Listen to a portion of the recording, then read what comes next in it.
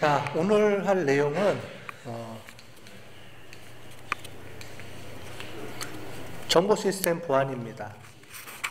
오늘 할 내용도 만만치 않게 어려운데 그래도 오늘 하는 내용 중에서 실생활에서 적용되는 게 좀 많이 있을 거예요. 여러분들이 많이 들어봤던 내용들이 있어서 그걸 한번 좀 보면 좋을 것 같고요. 여러분들이 회사 들어가서 아마 부딪히는 문제들이 좀 많이 나올 거예요. 회사 들어가서도 한번 보도록 하겠습니다. 보안이라고 하는 건 뭐냐면 우리가 정책적으로 어떤 사람들이 침입하지 못하게 또는 이렇게 하는 걸 얘기하는 거죠. 그래서 정보 시스템에도 보안이 있습니다. 안전하게, 시큐리티죠. 안전하게 해주는 게 있는데 그게 뭔지 한번 보도록 할게요. 정보 시스템이 왜 첫 번째가 이제 왜 이런 보안에 취약한가? 그 다음에 보안 통제에 대한 얘기를 쭉 돼 있었는데 주로 이제 1번하고 4번 쪽에 주로 내용들이 많이 있으니까요. 그걸 한번 전체적으로 보도록 할게요. 정보 시스템이 취약한 거 여러분들이 많이 들어봤을 거예요. 소프트웨어, 악성 소프트웨어, 몰웨어 뭐 이런 거 많이 들어봤죠? 그죠? 그게 도대체 뭐가 있는지 이런 것들을 좀 보겠습니다. 여러분들 해킹이라는 용어는 안 들어본 사람 없죠? 해킹했다 뭐 이런 얘기를 안 들어본 사람 없으니까 도대체 그게 뭐고 이런 게 어떻게 발생하는지 그런 걸 좀 보도록 할게요. 일단 보안이라는 거는 정보 시스템에 대해서 인증되지 않은 접속하는 거 또는 들어와서 바꿔버리는 거, 그 다음에 훔쳐가는 거, 그 다음에 파괴시키는 거 이런 것들을 얘기하고 그거를 방지하기 위한 정책, 그러니까 정책적으로 해야 되는 게 있고 그 다음에 기술적으로 이렇게 처리해 주는 게 있죠. 그래서 그런 것들을 우리가 얘기를 합니다. 실제로 보안에 이렇게 훔쳐가는 거의 대부분은 외부에서 해킹하는 것도 있지만 실제로는 내부에서 빼내가는 게 많아요. 그런 얘기 많이 들어봤잖아요. 그죠? 보안 담당하는 사람이 그 데이터를 빼가지고 밖에다가 파는 거죠. 돈 받고. 그죠? 그런 경우가 있으니까. 외부에서 오는 건 막을 수가 있는데 내부에서 일어나는 건 어떻게 막을 수가 없잖아요. 근데 내부에서 일어나는 게 훨씬 더 이렇게 사례가 크거든요. 피해가. 그걸 어떻게 막을 거냐. 이런 것들을 정책적으로 이런 거를 막아줄 수 있어요. 외부에서 들어오는 거는 기술적으로 막을 수가 있지만 내부에서 움직이는 거는 그건 기술적으로 막을 수가 없거든요. 이제 그런 것들을 이제 정책적으로 막아주는 게 필요하다. 이런 내용이고요. 거기에 따라서 이제 통제를 해야 된다. 통제라는 거는 이제 자산의 안전성, 그 다음에 정확성 이런 거에 따라서 여러 가지 방법, 정책, 조직 이런 것들을 하는 절차를 우리가 통제라고 얘기합니다. 우리가 하는 전체적인 거를. 첫 번째로 왜 시스템은 취약한가? 정보 시스템이 우리 지난 시간에 우리 통신에 대해서 배웠잖아요. 통신이라는 거는 한쪽에서 다른 한쪽으로 데이터를 주고받을 때 하는 거죠. 그렇죠? 그러면 중간에 여러 가지 단계들이 여러 가지가 있고 선도 있고 그죠? 통신 회선도 있고 여러 가지가 있는데 이제 그런 것들을 이제 쭉 보게 되면 우리가 실질적으로 하는 거는 클라이언트 서버 시스템이 많다는 거죠. 대부분은 우리 학교 같은 경우도 여러분들이 수강 신청을 하거나 할 때 보면 집에서 신청을 하죠. 집에서 우리 학교로 들어오면 이런 시스템으로 들어가 있어요. 즉 제일 왼쪽에 있는 게 여러분들이 집에서 쓰는 컴퓨터들. 그 다음에 컴퓨터들의 학교의 데이터베이스 시스템. 데이터베이스 우리 이거 다 배웠죠? 데이터베이스 시스템은 여러분들의 어떤 그런 학업 정보라든가 수강 정보, 성적 정보들이 저장이 되어 있어요. 근데 이렇게 저장되어 있는 중간에 웹서버라든가 이런 걸 두고 여러분들이 집에서 접속해서 데이터베이스 서버에 그걸 저장할 수 있도록 중간에 여러 단계를 거쳐서 할 수 있도록 만들어주는 거예요. 그러니까 직접 여러분들이 데이터베이스에 접속할 수가 없으니까 중간에 단계를 둬서 통해서 들어갈 수 있도록 해주는 건데 그러다 보니까 중간에 단계를 거쳐가는 게 많죠. 그렇죠? 왜냐하면 지금 여러분들이 집에서 쓸 수 있도록 인터넷을 통해서 들어오니까 웹서버를 중간에 두죠. 옛날에는 밖에서 외부에서 접속 못하게 안에서만 할 수 있었어요. 즉 전산실에서만 접속해서 쓸 수 있게 해줬는데 지금은 그게 아니고 인터넷으로 다 쓸 수 있도록 인터넷 프로그래밍이 돼 있으니까 편하죠. 편한 대신에 취약하게 되는 거죠. 왜냐하면 다른 사람들이 그 인터넷을 통해서 중간에 접속할 수 있기 때문에 그러면서 발생하는 다양한 여러 가지 사건들이 많죠. 스누핑도 있고 뭐 여러 가지가 있고 여러분들 피싱을 하는 것도 있죠. 보이스 피싱. 그죠? 근데 보이스 피싱도 원래 이제 데이터 쪽에서 피싱하는 게 있는데 요즘은 전화로 피싱을 하죠. 그걸 우리가 보이스피싱이라고 얘기를 하는데 그런 다양한 것들이 있다는 거예요.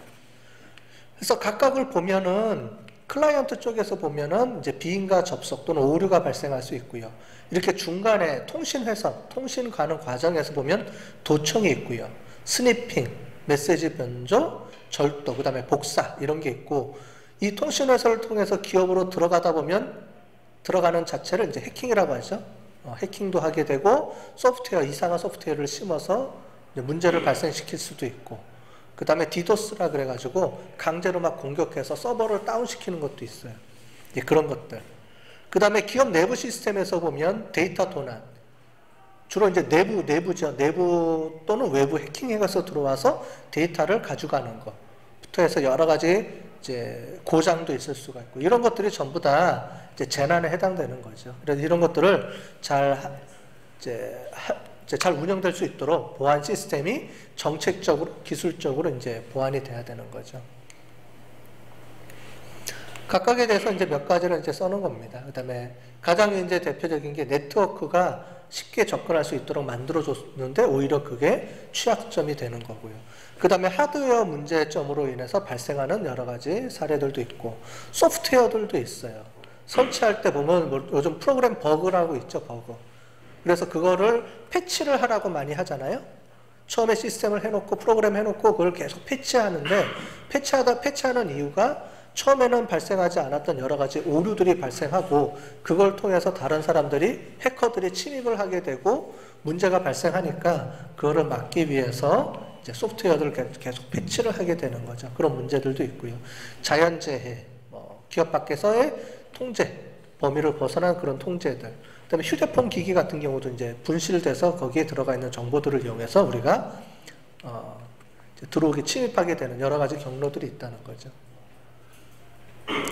특히 인터넷이 취약한 이유가 지난번에 우리가 통신론에서 배웠다시피 인터넷은 패킷 스위칭망으로 모든 사람들이 다 쓸 수 있도록 오픈을 해놓은 상태예요. 그러다 보니까 당연히 공공 네트워크이기 때문에 취약할 수밖에 없죠. 누구든지 들어와서 사용할 수 있다 보니까 그 안에서 흘러가는 다양한 패킷 데이터들을 갖고 올 수가 있어요. 전화선은 그 회선에다가 브릿지라고 하죠. 회선의 피복을 벗겨가지고 선을 이렇게 하지 않는 이상은 우리가 도청하기가 어려운데 얘는 그게 아니고 데이터에 라우터에 접속을 하게 되면 그 라우터에 흘러들어가는 모든 정보를 내가 다 캐치해낼 수가 있어요. 그렇게 됐기 때문에 문제가 많을 수 있죠. 그런 얘기들을 하는 겁니다. 그 다음에 보완되지 않은 VoIP를 사용하거나 이메일 이런 것들을 통해서 문제들이 발생을 하는 거죠. 그래서 메시지를 가로채서 도용할 수도 있고요. 아니면 소프트웨어를 통해 가지고 그 컴퓨터를 파괴시킬 수도 있고 다양하게 하는 거죠.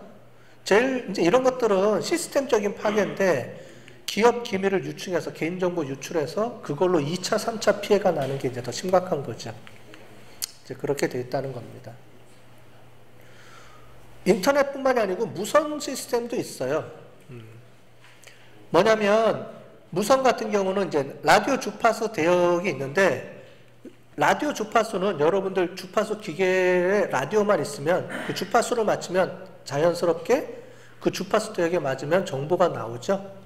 그게 라디오잖아요. 라디오는 그 특정 주파수로 방송을 쏘면 그 주파수 대역으로 채널을 맞추게 되면 그 방송을 들을 수가 있죠.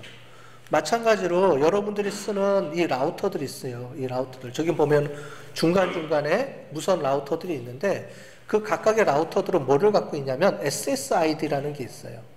SSID라는 게 뭐냐면 그 라우터하고 내 컴퓨터 또는 핸드폰하고 통신하기 위해서 그 고유 식별 번호를 알려줍니다. 그거를 이제 체크인을 해서 해킹을 하게 되면 다른 사람이 제3자가 와서 그거를 이제 해킹할 수가 있어요. 여러분들이 우리가 쓰고 있는 거를 다 해킹할 수가 있다는 거예요. 그래서 스니퍼라는 게 있습니다. 뒤에 가서 이제 하나씩 또 배워볼 겁니다. 그런 것도 있고요. 워드라이빙이라는 것도 있어요. 워드라이빙. 또 여러분들 저기 영화 같은 데 보면 자동차 타고 돌아다니면서 정보 보이스 캐칭하죠. 그죠? 그런 걸로 이제 워드라이빙이라 그래요. 그래서 돌아다니면서 암호를 캐치를 합니다. 여러분들이 그 옛날에 뭐 넷이라든가 뭐 이런 네트워크 이런 거 암호에 관련된 영화들 보면 건물 주변을 돌아다니면서 이렇게 컴퓨터로 체킹을 해요. 그러면은 메시지 암호들 같은 거를 끄집어 갖고 올 수가 있어요. 자동으로. 해킹을 해서. 이제 그런 것들이 있어요. 그런 걸 워드라이빙이라고 합니다. 혹시 뭐 영화 같은 데 간혹 봤을 수가 있을 거예요. 이제 그런 것도 있어요. 세상 살기 힘들죠? 곳곳이 다 이렇게 노출돼 있어요. 실제로는. 근데 이런 걸 너무 많이 알면 머리가 아프죠? 세상 살기 힘들죠?